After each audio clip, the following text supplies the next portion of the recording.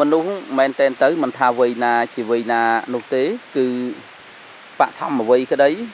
មជ្ឈិមវ័យក្តីបច្ឆិមវ័យក្តីគឺស្ថិតក្នុងការសិក្សាជាប់ជានិច្ចគឺមិនមែនទេបឋមវ័យទៅជាវ័យសិក្សាមជ្ឈិមវ័យមិនមែនជាវ័យសិក្សាទេគឺជាវ័យប្រឹងប្រែងរកសម្បត្តិដើម្បីផ្គត់ផ្គង់គ្រួសារបច្ឆិមវ័យមិនមែនជាវ័យសិក្សាទេជាវ័យណាត្រូវកូនចៅចិញ្ចឹមមិនមែននោះទេវ័យណាក៏គឺជាវ័យសិក្សាដែរព្រោះជីវិតនេះគឺជាការសិក្សាជីវិតនេះគឺជាការដើរផ្លូវជីវិតគឺជាការត្រាច់អង្កត់នៅក្នុងវាលវដ្តសង្សារ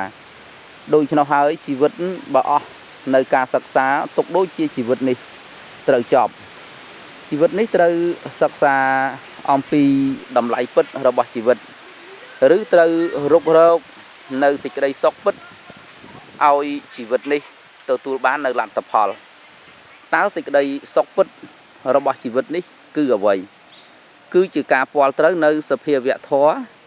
ដែលយោគីវិចរទាំងឡាយបានប្រព្រឹត្តប្រតិបត្តិ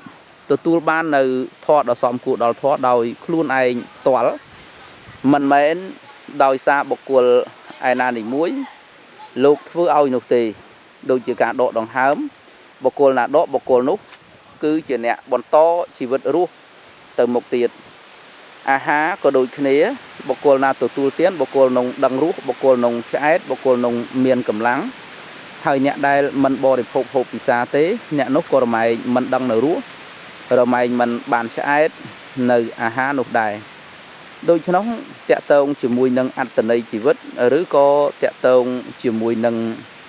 ណាការពាល់ត្រូវនៅសភាវៈធម៌មានតែបុគ្គលបដិបត្តិនៅធម៌ដ៏សមគួរដល់ធម៌ដោយខ្លួនឯងទើបទទួលបាននៅ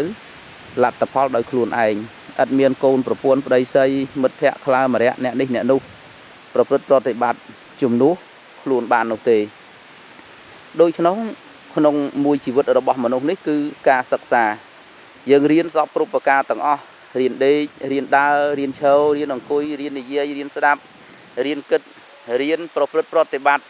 ធ្វើនៅអំពើល្អជំរុះចោលនៅអំពើអាក្រក់សពគ្រប់បែបយ៉ាងទាំងអស់តាមដែលអាចធ្វើទៅបានយោងទៅតាមឧបនិស្ស័យការកសាងការធ្វើនៅអំពើល្អ